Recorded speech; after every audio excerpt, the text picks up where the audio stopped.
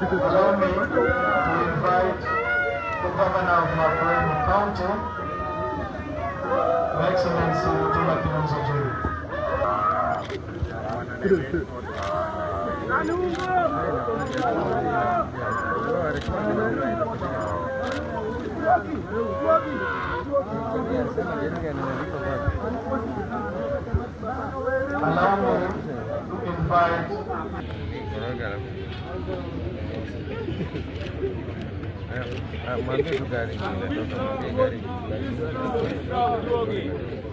Allow me to invite our good brother, friend, East African legislative